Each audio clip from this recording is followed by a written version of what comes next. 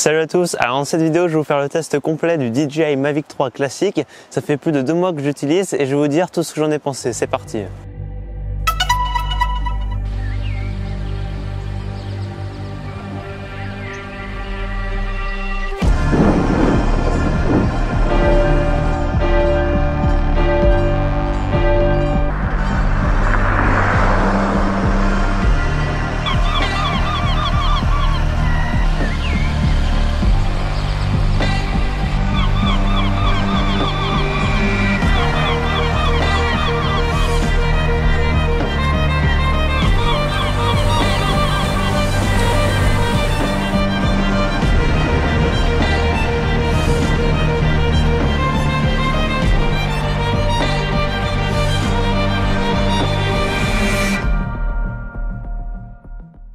Alors il faut savoir qu'en fait ce DJI Mavic 3 classique c'est pas le premier Mavic 3 qui est sorti, parce que celui-là il est sorti en novembre 2022 et en novembre 2021 il y avait déjà eu le Mavic 3 et le Mavic 3 Ciné qui étaient sortis, mais avec quelques petites différences, je vous en reparlerai plus tard. Quand vous achetez le Mavic 3 classique, vous avez 3 packs disponibles, soit un pack sans la radiocommande, soit un pack avec la radiocommande standard, la DJI RC N1, soit un pack avec la DJI RC, donc qui est la nouvelle radiocommande avec écran intégré. Mais si vous voulez, vous pouvez aussi prendre un pack Flymore où vous aurez dedans donc 2 batteries en plus et une sacoche de transport. Donc personnellement, j'ai pris le pack avec la DJI RC et j'ai pas pris non plus le pack Flymore Combo parce qu'en fait déjà la sacoche j'en avais pas forcément l'utilité, et puis vu que les batteries vous allez voir ont une autonomie qui est très importante, je ne voyais pas vraiment l'utilité d'en avoir autant d'autres. Du coup j'en ai juste pris une deuxième pour pouvoir quand même être assez large.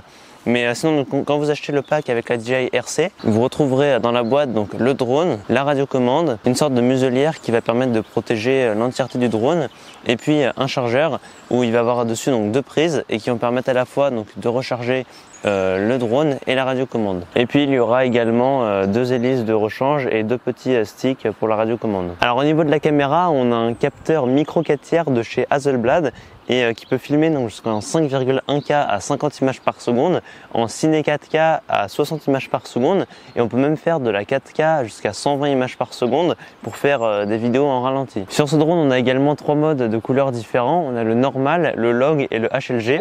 Personnellement, moi j'utilise quasiment que le log parce qu'il est vraiment très bon. Donc c'est pour ceux qui ne savent pas, en fait ça va permettre de filmer dans un format très gris, très flat, pour pouvoir ensuite venir donc l'étalonner en post-production et puis venir modifier les couleurs. Et sur ce drone, il est vraiment très bon, donc je l'utilise quasiment tout le temps. D'autant plus que sur le drone, on a le Display Color Assist, ce qui permet en même temps de filmer, avoir un aperçu de ce que va donner le log une fois qu'il sera étalonné. Donc ce capteur, il a une ouverture focale qui va de 2.8 jusqu'à 11 et c'est un équivalent 24 mm. Donc comme je vous le disais tout à l'heure, en 2021, il y a le Mavic 3 et le Mavic 3 Ciné qui sont sortis. Et en fait, la plus grosse différence, c'est qu'en fait, ils avaient un deuxième capteur qui était un téléobjectif et qui permettait en fait de zoomer jusqu'à un équivalent 162 mm. Et ça permettait comme ça, donc si on voulait, de venir zoomer dans l'image.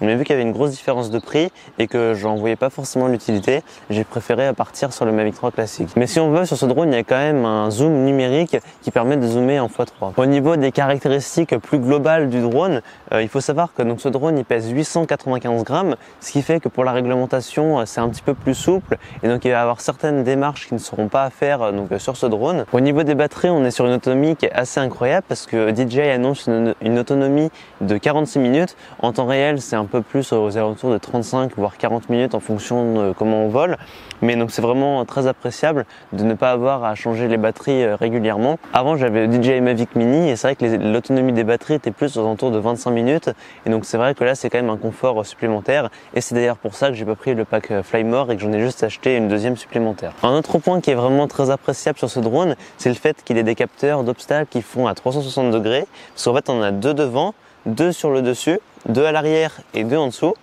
Et en fait, ceux qui sont sur le côté, ils sont un petit peu en biais, donc ce qui permet donc d'avoir donc sur tout l'axe horizontal. Je reviendrai dessus un petit peu après, mais aussi sur l'application DJI Fly, sur la radiocommande. Dès qu'il y aura un obstacle, ça va l'annoncer avec des sortes de petites formes rouges qui montrent si c'est plus à droite ou à gauche, et donc c'est plutôt bien fait. Au niveau de la radiocommande, comme je vous le disais, j'ai choisi la DJI RC, donc c'est la nouvelle radiocommande à écran intégré de DJI. C'est pas la remplaçante de la DJI RC Pro, parce que là on est vraiment sur une gamme supérieure, parce qu'elle coûte 1000 € il me semble, alors que celle-là coûte 300 €. Et donc c'est vrai que ça va être un petit peu moins complet, mais c'est quand même bien d'avoir un écran et de ne pas avoir son téléphone à mettre avant chaque vol. Donc si on regarde la radiocommande de plus près, donc à l'arrière on va avoir donc les deux sticks qui vont venir donc se détacher et venir se visser à l'avant. On a donc les deux seuls boutons programmables de la radiocommande, donc C1 et C2, qu'on peut venir donc programmer dans les paramètres.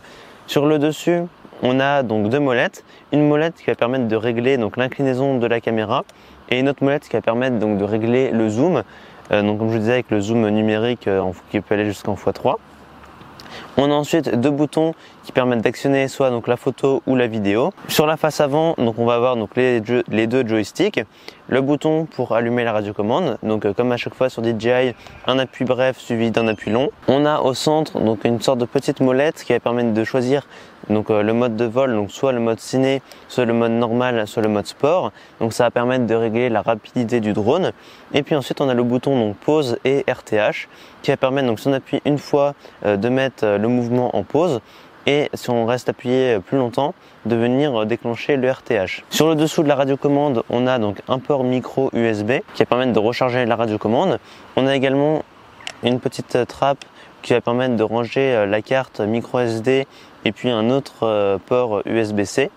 Et puis sur le côté, on a deux filettages 1/4 de pouce qui vont permettre de, si on le souhaite, venir visser la radiocommande sur un trépied. Donc comme je vous l'expliquais, le drone tourne sous DJI Fly.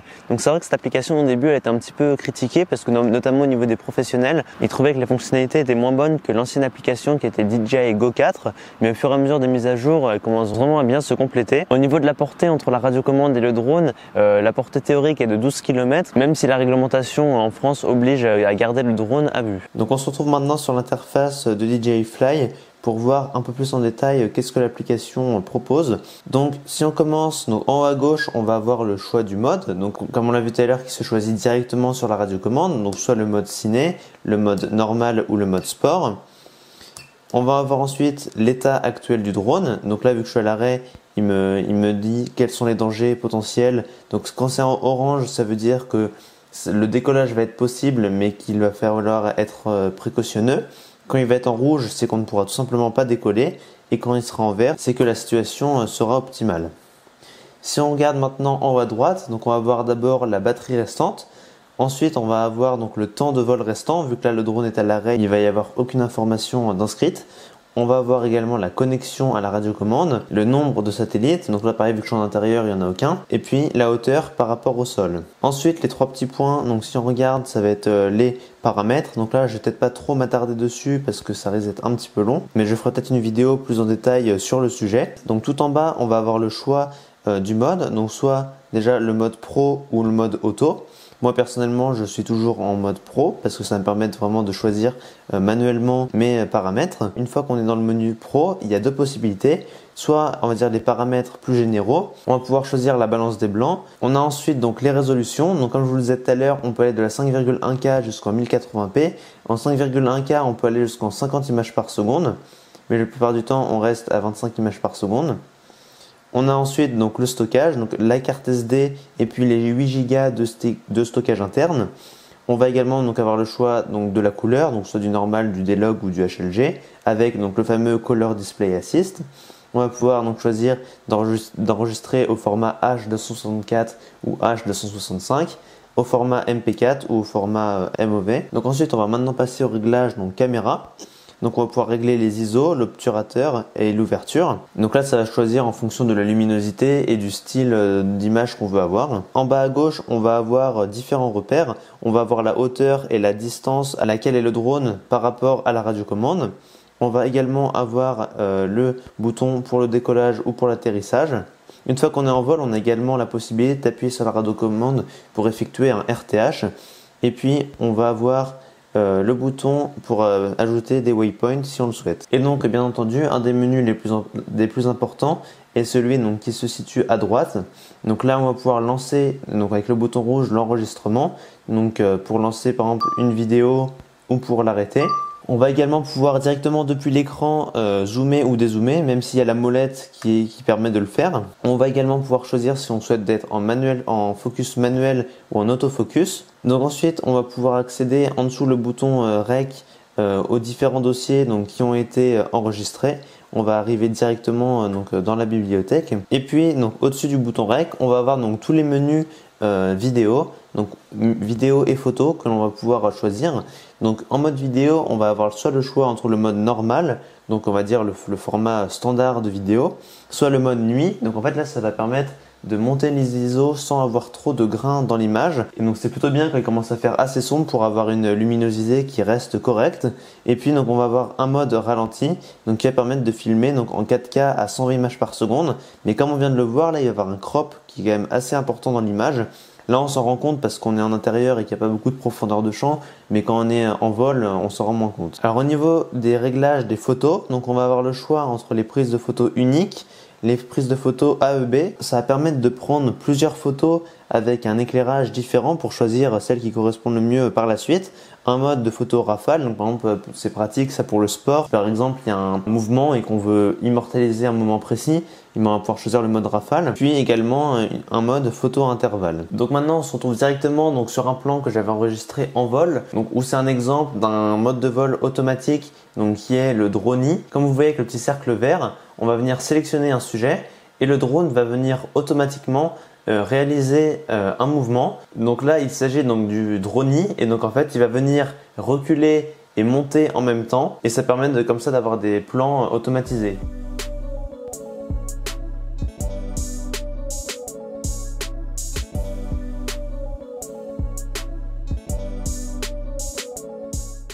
On a également un autre mode de vol automatique donc qui va être le Master Shot et en fait ça va être un ensemble de quick shots qui va permettre de réaliser un montage automatique de plein de plans préprogrammés. C'est pratique si jamais on veut faire une petite vidéo de voyage rapidement sans trop s'embêter, mais c'est vrai que pour faire des vidéos vraiment qualitatives, ça va pas être d'une grande utilité. On a également un mode panorama où on va pouvoir faire des photos sous différentes formes, comme par exemple avec une sphère, donc qui va faire une photo à 360 degrés, mais on va également pouvoir faire des photos à 180 degrés ou en vertical à 90 degrés. Le drone va réaliser une suite de photos qui va ensuite venir assembler automatiquement. On a également un mode hyperlapse qui va faire des photos à une certaine intervalle et qui va ensuite rendre une vidéo en accéléré. Si on prend l'exemple actuel, c'est la vidéo qui était dans l'introduction. Et donc on voit que ça va réaliser 125 photos à une intervalle d'une seconde. Et puis à gauche, il nous donne le temps restant pour la réalisation de l'hyperlapse. Et une des dernières fonctionnalités automatiques sur ce drone, c'est qu'en fait, on va pouvoir directement, quand on est sur le menu principal, venir donc sélectionner un sujet et puis ça va venir nous proposer 3 propositions différentes, soit l'active track, soit le POI. Donc en fait l'active track ça va venir nous suivre. Donc comme on le voit quand on sélectionne, il y a cette roue qui vient s'afficher et qui va permettre de venir nous suivre directement, que ce soit donc de l'arrière, de l'avant ou des deux côtés, et on peut même venir le positionner en diagonale. Donc si on veut, on peut vraiment faire un suivi dans toutes les directions. Il suffit ensuite d'activer sur Go, le tracking est suivi. Donc là, comme on le voit, il me suit sur le côté gauche. Et puis là, si je veux, donc je peux venir modifier pour qu'il vienne me suivre à l'arrière gauche et il va venir automatiquement se positionner.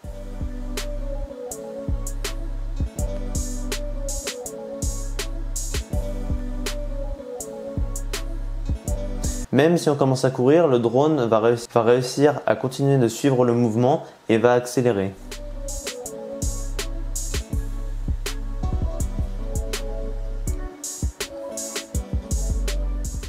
Et puis le mode POI, donc ça va être plus simple, ça va juste être le drone qui va venir faire un cercle autour du sujet sélectionné. Donc voilà, la vidéo de présentation sur le Mavic 3 classique touche à sa fin. J'espère qu'elle vous a plu. Si c'est le cas, vous pouvez me le dire en commentaire. Et puis sinon, je vous dis à très bientôt pour de prochaines vidéos. Salut!